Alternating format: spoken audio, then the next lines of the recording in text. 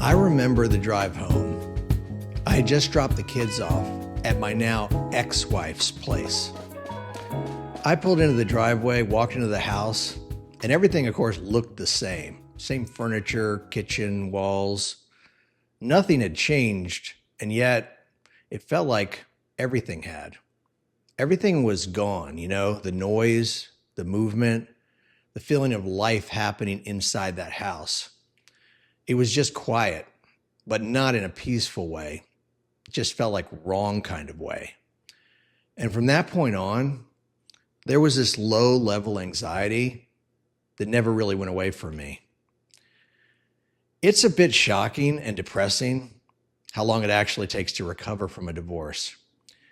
You think it's going to be a year, maybe two, when you're going through it. And you tell yourself you just need time before you can feel like yourself again. But that's not how it works, because each year you think you're okay.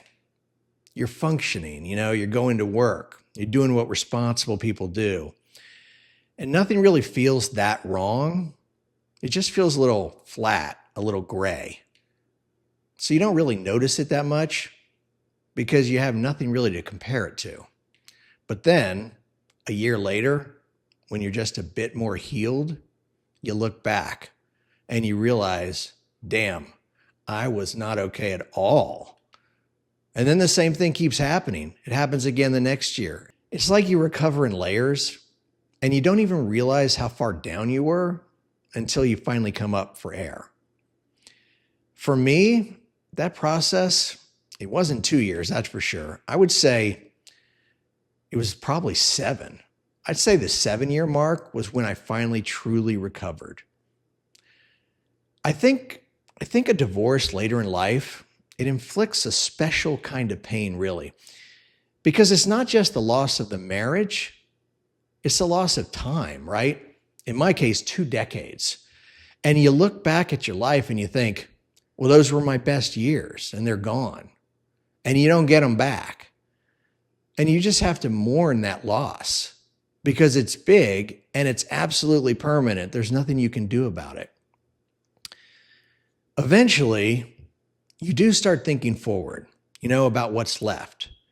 But that's not a huge comfort because at 50, the runway just looks short. It looks too short to really start over, to do it all over again. So that leaves you there, right? Your old life over, but that new life, it just feels kind of impossible. Of course, that feeling, it's not really true, but true or not, it still crushes you because 50 just feels old, especially after a divorce. And that's how it felt for me. And yes, in reality, of course, there's a big difference between 50 and 70. 2 decades is a ton of time to repair. But right then at your divorce at 50, you can't see that. All you can see is what's behind you and all those lost years, your best years, gone. For me, I really started to see things differently when I met my wife, Dana, my current wife.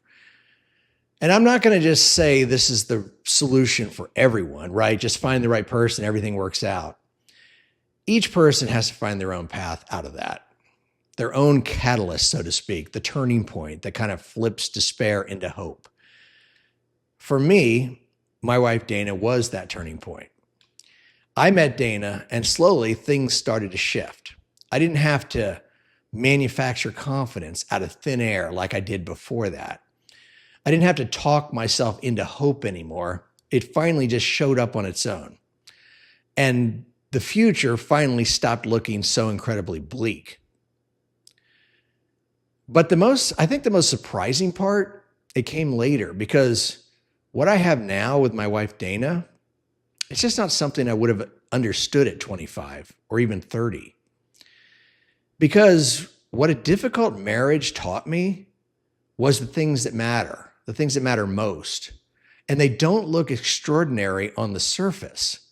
That's just not intuitive, but it's true. They just look like normal stuff. With Dana, things are just different. Like the way she forgives. We can argue, apologize, meet in the middle. We're basically done in an hour. She actually cares if I had a hard day. She's happy to see me when I walk in the door. She laughs at my jokes. And they're not that funny, really. She wants me to share things with her. She's proud of me, for God's sake. She's kind, not just to me, but pretty much to everyone. Now, that may not sound all that rare. It may just sound like what relationship is supposed to be like. But for a ton of people, that's just not true. A lot of people never have that. And if you've always had it, it's probably invisible to you. You probably can't even tell because you think it's normal. But when you lived without it for a long time, then you find it doesn't feel normal at all. It feels completely extraordinary. And being able to see that, man, that's life-changing. And what surprised me is that it never stops feeling that way. You'd think it would, right? You'd think eventually it just becomes normal in the background, but that's not how it worked for me.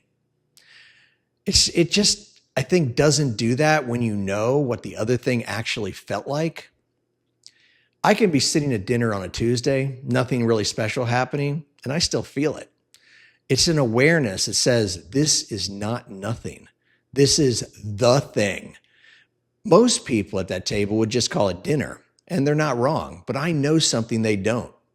I know what it cost, and that changes what it feels like to be there. It doesn't make every moment dramatic. I'm not saying that. It just makes ordinary life feel like enough, which is pretty special, actually. Some people would call everything I'm talking about kind of a blessing in disguise, right? The classic cliche. And of course, I understand why.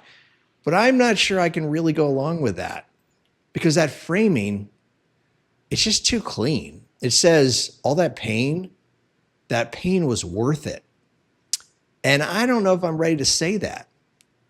What I do know is that I couldn't have what I have now without having lived through what I lived through. And that, I think, is a sad thing to understand about being human, that we just might not be capable of truly feeling the weight of ordinary life without first knowing kind of what it's like to lose it. Would I say it was worth it? I'm just going to leave that unanswered because I honestly don't know. I know the price was real, and I know what I have now is real. And I'm not sure those two things, that they're really supposed to balance. Thanks so much for watching. Please subscribe. There's way more content like this coming up. I'll see you in the next one.